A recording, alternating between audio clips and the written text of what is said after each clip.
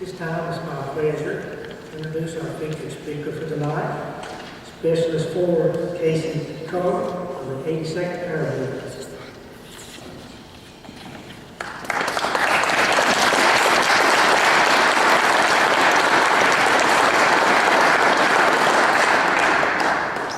Thank you. When I was asked to speak here today, I was extremely honored. I didn't initially accept the offer. I was not worried about speaking in public, or even my interpretation of Memorial Day. I was hesitant due to the significance of this day to me and so many other Americans. After a couple days, I responded to the offer, and here I am. I would first like to say thank you all for being here today. In our lives, we oftentimes are so busy running around from work to school, shuttling children around, volunteering, running everyday errands, and so many other things, that some important things get overlooked. I'm glad today this made it to the top of your agendas. First off, let me tell you a little bit about myself. I was born in Mount Airy and raised there along with my brother and sister. I was the baby of the family and the youngest cousin on both sides of the family. I grew up in a tiny little community just outside of town that until my teen years didn't even have a stoplight. It was truly a small town America. I'm sure if you asked my parents how I was as a child, the answer would be trouble. I was a bike wrecking, skateboard crashing, mud pie making, teacher stressing kid.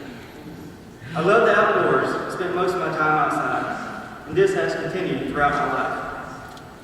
My brother is 10 years older than I am. He was sort of my hero growing up. He was active in Boy Scouts and earned his Eagle Scout before joining the Army at 17 years old.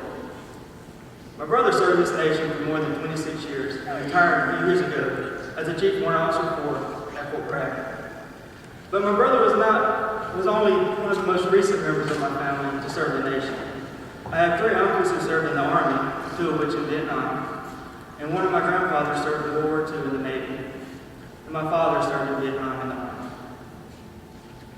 My parents used to be very committed to tracing my family's genealogy and trace my family back to the Revolutionary War, and that journey led to unknown numbers of soldiers in my ancestry.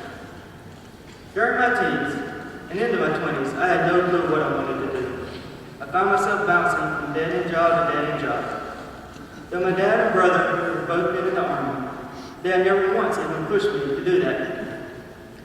One day on a whim, I decided to walk into a recruiting office for the Army and asked to join. I hadn't even spoken to anyone about it. Not my father, not my brother, not my friends, not anyone. In the recruiting office, I met a staff sergeant and told him I wanted to be infantry, airborne, and stationed at Fort Bragg. He merely smiled and said, okay. Needless to say, a short time later, I was signed up and on the way. Now, what you must understand is that I signed a contract to be a paratrooper, and that I had never even flown before, and had a major fear of heights. Thankfully, Uncle Sam taught me how to face that fear. I was on a mortar range in Fort Benning, Georgia, when our nation fell under attack on 9/11. I reported to Fort Bragg a short time later. I was assigned to the 82nd Airborne Division, 1st Battalion, 504th Parachute Infantry Regiment, Charlie Company. In the summer of 2002, I deployed to Afghanistan with Task Force Panther and served all over that country. A short time after returning from Afghanistan, I once again deployed, this time to Iraq. That was the summer of 2003. Over those 2 deployments, I saw much of both of those countries and saw firsthand the toll of war that takes on soldiers. Once I returned from Iraq, I received my honorable discharge from Uncle Sam and was once again a civilian. Now, I can't possibly explain to you what serving my country meant and means to me in this short time. And I'm sure many of you have your own feelings about having served yourself. But I can tell you this, those men whom I served with will forever be my brothers, and they mean more to me than some people can imagine. Since my time in the Army, I've had several years to reflect on the things I did, the things I saw, the good times and the bad. I've been to many funerals of my friends who gave the ultimate sacrifice for their nation, and today we're here to honor their memory. Over the past 8 or 10 years, I found myself very interested in quotes. Some of my favorites are from famous individuals, and some are from infamous individuals. However, for today, I found a couple that I felt were pertinent and proper for the setting. Thomas Jefferson once said, "From time to time, the tree of liberty must be watered with the blood of tyrants and patriots." With these patriots that President Jefferson speaks of in mind, I ponder what to say here today, and several things passed through my head. I thought about my own experience in the Army since then. I also thought about my buddies, the ones I still think about daily and talk to regularly, as well as those who are no longer with us.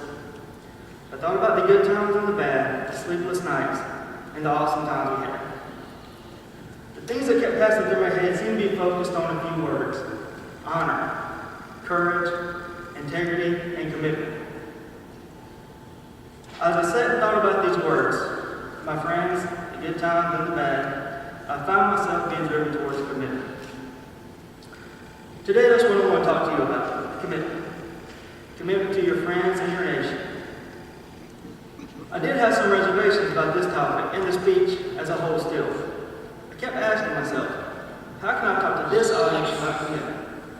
How do I speak to a group of people that, many of whom honorably served in World War II, Korea, Desert Storm, Vietnam, Afghanistan, or Iraq, or some other place that Uncle Sam sent them? Among us here are war wounded with wounds that you might be able to see, and many that aren't visible. There are certainly people here who have had friends and loved ones lost to war or that have been wounded. What can I say to you about commitment?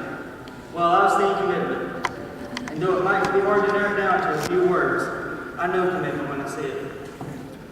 According to Oxford Dictionary and Merriam-Webster, commitment can be defined as an agreement or pledge to do something in the future, the state or instance of being obligated or emotionally impelled, or the state of being dedicated to a cause. These definitions are okay, but I think they're lacking. I think I can do better to define commitment with the following. Commitment is a soldier from Tucson, Arizona, serving for 6 tours in Afghanistan and Iraq. His last one as a mortar platoon sergeant with the 10th Mountain Division. On the day he fell mortally wounded, he was in the middle of telling his soldiers to get down out of line of fire from an unseen sniper. His old Army buddies flew in for his funeral to Tucson, from as far away as Cincinnati, Tampa, and Winston-Salem to say their goodbyes. Commitment is an Army captain who just 3 days before had asked his longtime girlfriend to marry him from Al Fallujah, Iraq. He was killed when his convoy was attacked while on a mission to help a fellow soldier. His vehicle had broken down.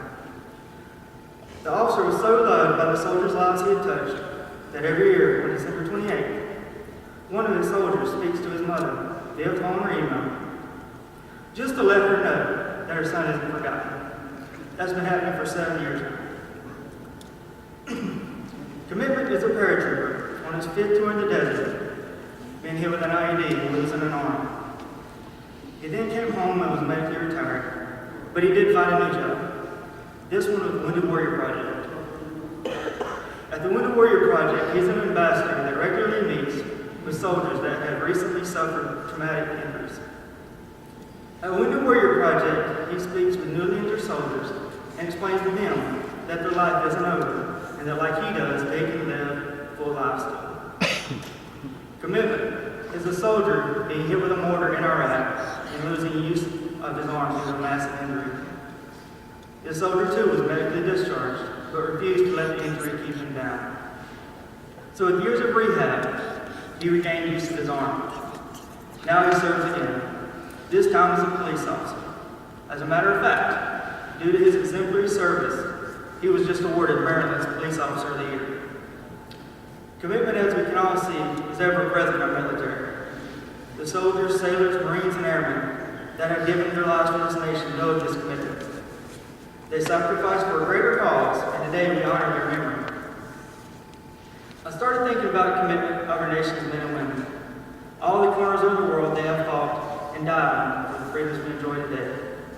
The list of these battlefields and places of war include such famed places as Manassas, Bunker Hill, Mackinac Island, Way, Ardennes Forest, Alphalusia, Bagram, Burma, and Normandy, just to name a very few. A couple of years ago, my brother and I had the opportunity to visit Normandy on the anniversary of D-Day. We spent several days there, touring battlefields, museums, and cemeteries. We visited Carrington, St. Mary Glees, and Point Du Hoc, as well as all the beaches that were landed on that day. We walked countless miles of trenches, bunkers, and bomb craters in fighting positions. But the main thing that stands out in my head about Normandy were the beaches. I walked on each one of them, and oftentimes sat and looked west, the direction that our brave men and women came from, and then looked east to see what they may have seen, and the sadness is overwhelming. I took a lot of time on those beaches to think about what they did, their sacrifice, and their commitment. I've been around the world a couple times, and I've seen many places, but by far, those beaches are the saddest place I've ever seen. Now I remember that feeling. I felt on those beaches forever. These beaches made an impact on me even today to renew my commitment to honoring the memories of those fallen soldiers. The commitment that we ask for our soldiers, sailors, Marines, and airmen cannot be equal. These men and women from all walks of life sign their lives over to the nation. They fight, they miss holidays, they do days without sleep, miss their children's births, and see unimaginable violence. They also see their friends fall wounded and dead, and they deserve our gratitude daily. Memorial Day, however, is not meant to honor those servicemen and women. It is meant to honor, but it is meant for us to honor those who, as President Lincoln said, gave their last full measure of devotion. We're gathered here today to honor those brave souls that gave their all for their friends and their nation. It is our responsibility as Americans to see that their names don't go lost in history, to ensure that they are not just a number. We're required to ensure their commitment does not go unremembered. Whether these fallen soldiers gave their life to help create this great nation in a Revolutionary War, or a spot of beach in Europe, or a prison camp in and around Vietnam, or a desolate mountaintop in Afghanistan, their sacrifice is honored here today. These servicemen left behind wives, husbands, children, mothers, and fathers to do our nation's service at every corner of this planet, and thus we're compelled to remember and honor them. You know, every few years I go to Washington, D.C. to see the memorials and the museums. And of course, with so much to do there, one can never go everywhere and see everything. But one place I never pass on visiting is Arlington Cemetery. When I go there, I always visit the Tomb of the Unknown Soldier. This place too invokes a sense of commitment, and that our nation refuses to let our fallen soldiers be forgotten. If you've not experienced this tomb, I recommend you do. It will transform you in ways that words cannot explain. My two daughters, sitting right there, were deeply affected by this, and it is my hope that it solidified their commitment to our fallen soldiers, as they mentioned the soldiers in their nightly prayers. I also try to go to the current burial section. I think it's section 60 currently. I do this because sometimes the sheer volume of people buried there is overwhelming. It's hard to comprehend.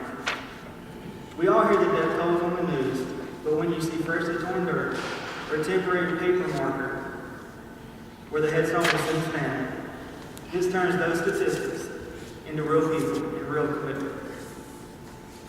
The commitment that those brave men and women have is something we all need to appreciate and honor. Now, back to those commitment stories I spoke of earlier.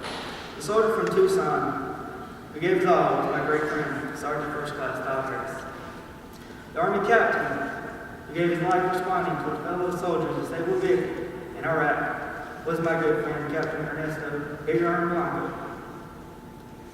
The paratrooper on his fifth tour who lost an arm and now works with recently traumatically injured soldiers is my buddy, Sergeant Kenny Butler. And finally, the soldier who, being traumatically injured in Iraq, returns to become Maryland State Police Officer of the Year, is my good friend, Specialist Christopher Toohey. All these soldiers were my friends and brothers, like many of you had when you served, or your loved ones served with them. Their commitment, like so many before them, and so many after, cannot be quantified. I'm glad that today we have men and women who, though they understand the risk, commit themselves to our nation's defense. It is truly the soldier who salutes the flag, who serves underneath the flag, and whose coffin is draped with our flag. We are lucky to live in a nation where such commitment exists within our people, and that this commitment is appreciated by so many. Though in our nation's history, this hasn't always rang true, today we move beyond that. And irregardless of the political situation and the speeches made by our elected officials, we all appreciate their sacrifice. Yesterday, I listened to an Army chaplain speaking on Memorial Day's pre-planned service. And he said something that I felt compelled to add to this speech today. He said that we must honor those who have given their lives by telling their stories and talking about them.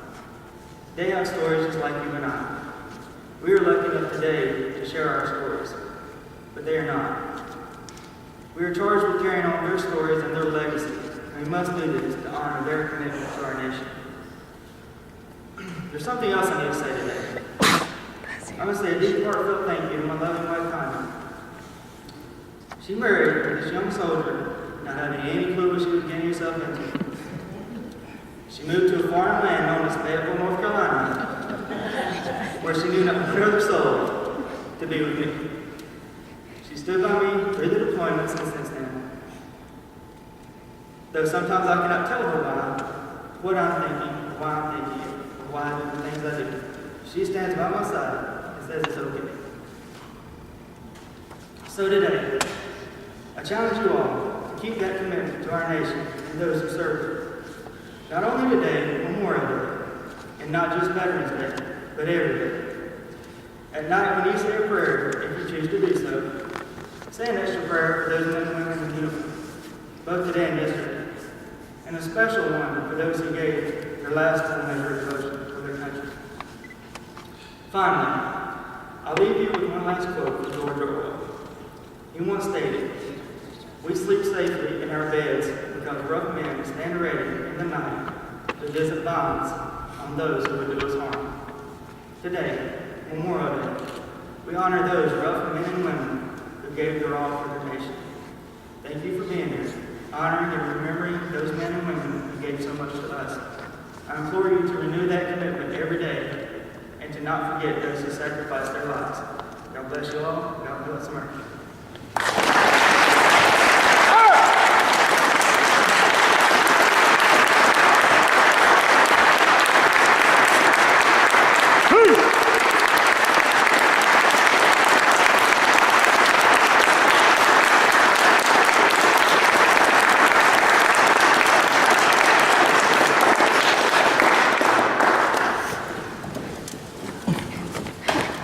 Thank you, Casey. That was very inspiring.